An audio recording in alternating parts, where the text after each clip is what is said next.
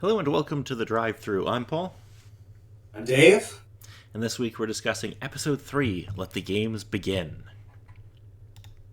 Alrighty, so this episode originally aired April 16th, 2007, attracting 5.66 million viewers.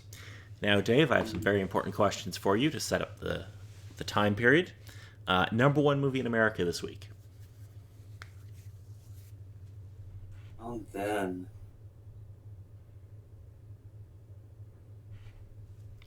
Figured with being around that time you'd supposedly remember, but nothing's ringing a bell. Nothing that me at the time would most likely be interested in. It still hasn't changed from last time. It is still Disturbia. Still with that one. Yes, well, On the this one is hand, I'm not surprised with the horror kick that they were supposedly on, but um was 2007 a good year for horror? I feel like it wasn't, but maybe I'm wrong. nah, I got a mild reminder of how far back my thought process goes, and it's surprisingly not far. Despite the fact that I lived it, I am losing my memories of those times back then. So we got 28. I'm just going to hit the highlights. 28 weeks later, 30 Days of Night, 1408. Uh,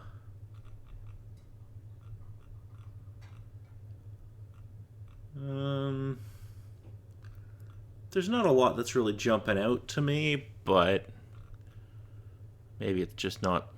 Oh, is that the movie I think? The Girl Next Door? Is that the one I think it is? Because I remember that being really good, but I haven't probably seen it in like 10 years.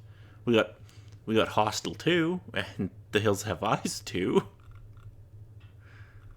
Yeah, it's the marvelous thing of we can't think of an idea, just make it a sequel.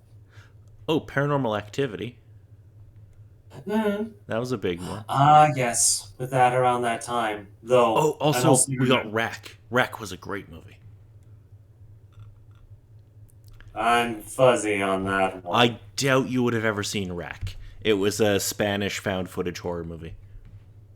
Like Oh. like from Spain, not from like Mexico or South No, America. for that sort of stuff, but still, also kind of the case of that kind of movie genre. Like, the only one thing that kind of slots into that slot is the Blair Witch Project, and even then, it's kind of a case of it's a specific niche, and not my niche. It's also a movie that I don't know if you want to watch it in 2022. Yeah, For the simple yeah, reason is, let me give you the premise of the film.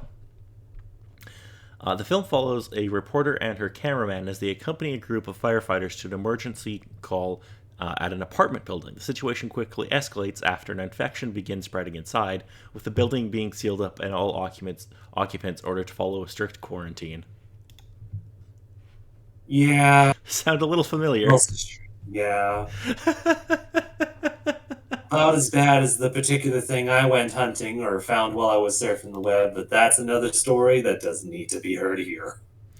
Anyway, we kind of got off track. They're talking about It's a 2007 sidetrack. horror movies. Anyway, number one song in America this week. Mm, I'm guessing it probably hasn't changed, but with how long it's been since last time we spoke, I can't remember what it is. Yeah, you're correct. It's "Don't Matter" by Akon. Hmm. And finally, what were we all playing when it came to video? Well, I wasn't playing either of these, but these are the major releases that came out around this time. So we have Persona 3 FES. I don't even know what the FES stands for. I do have it. I can't exactly remember, but I think it was the final episode story, supposedly. Let's see.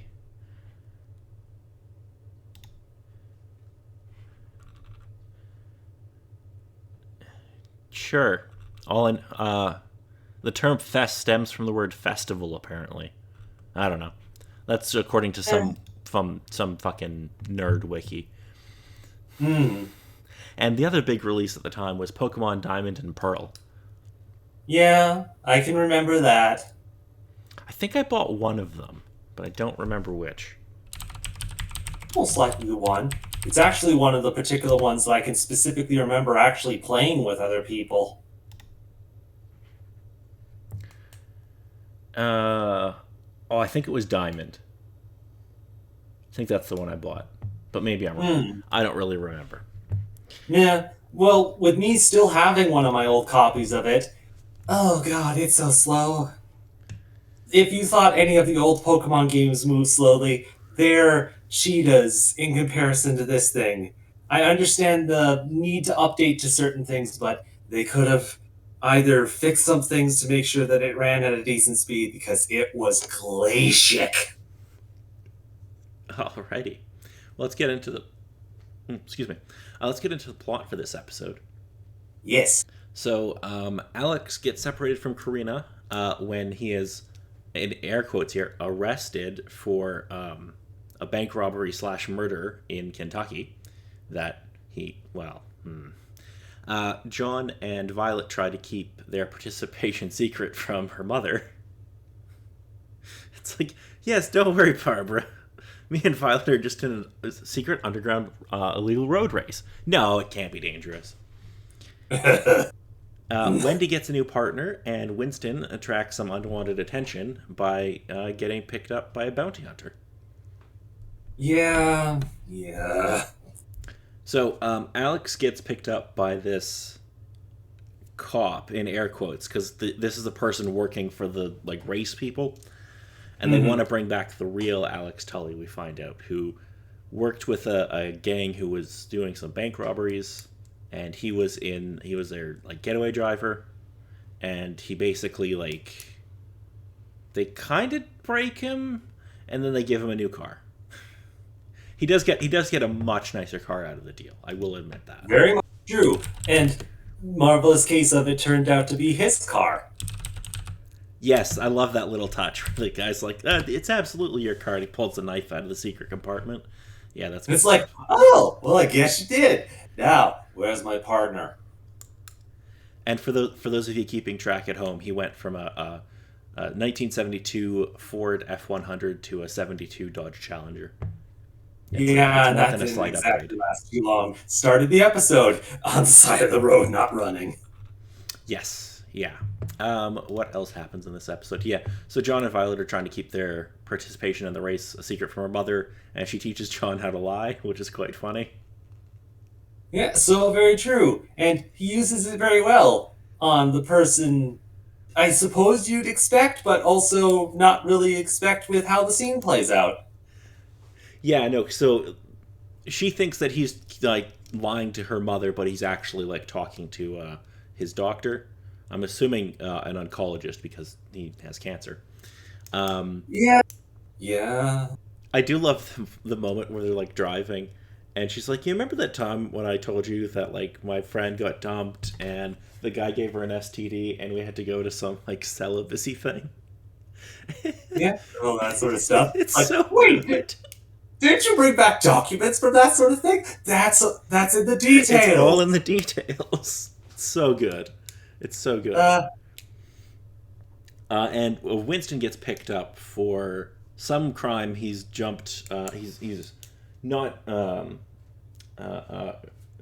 the conditions of his parole because he's left the state. But we don't know what his crime was. With how things sort of panned out, it was mostly related to the family and the last discussion he had with his family an episode or so back. No, see that he wouldn't be on parole for that though. So this would have been something he had to have been convicted of already. I'm thinking it's more so the case of, again, bounty hunter, the fact that his dad sort of saw he was back out and supposedly going into no good, that he'd send him right back in some sort of way or fashion. He has the cash to.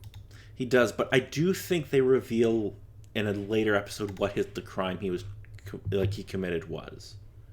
If I remember okay, for what he went to prison or what he was called in for. Yeah, maybe I'm wrong, but I seem to remember that coming up in like maybe episode 5 or 6. It is a question that his brother is kind of questioning. Yeah, I mean, fair enough. Fair enough. What else kind of happens in this episode? That's kind of like the major beats for this one. A little bit with those particular ones. We get a little bit more dynamic with the Wendy and Ivy that partnered up from the last couple of episodes. Oh, yes. Again, nothing too much, but sort of following a little bit of the process from there, but it hasn't really sunk in as much within this episode. No, yeah, they're still kind of building that relationship here. Hmm. Yeah, so what did you think of this episode, Dave? I'm thinking it was pretty good, just with the particular ways they went with it.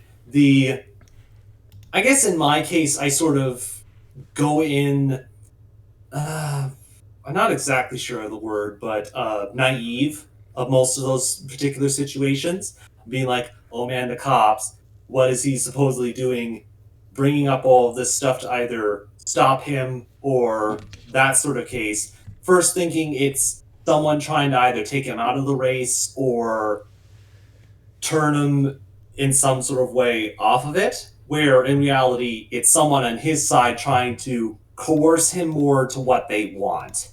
Yeah, they want to make him the Alex Tully of old, Hmm. who And was again, it also kind of reveals a little bit more of his character, with the case of he did do these sorts of things, and case of with his wife he's trying to find, she kind of pulled him away from that, so it makes a bit more sense of take her, get him in, and get what they want for this race. yeah, and I think it's also really interesting the way they set it up because in a normal television show we'd be conditioned to be like, oh, well, clearly he's innocent of this. He's been falsely accused or convicted or whatever. But it's like, no, he did it. He actually did these things, which I think is a Mhm. really And interesting element. again, case of the base information of, oh man, these people are kills, but it just comes to the case of he was the getaway driver of, oh, driver, race, okay. Yeah, it makes sense. Yeah. Yeah, no, I thought this was a pretty good episode. It's not the best one, but excuse me. It's definitely got some fun moments. It's at least kind of getting into things and going along with the story. And on the one hand, I didn't mind at the end with what they did, but there was just a tiny little hint of me of, oh, those bloody people with cliffhangers and the whatnot, with them finally reaching the checkpoint and getting into a drive-in theater, and then all that particular stuff sort of happening. At the very least, they got a movie out of it. Yeah, so the end of the episode is Mr. Bright says all drivers like pay attention to the screen or whatever, and then boom, credits. So we don't get to see what's on the screen until next week. Hmm. But yeah, this was a fun episode, and drop a little couple of hints for next week. Next week's episode is called "No Turning Back." Alex and Corinna are going to be offered a chance to move ahead of the other racers, and well, a few other things are going to happen. I don't really want to spoil yet. So until next time, I'm Paul. And I'm Dave.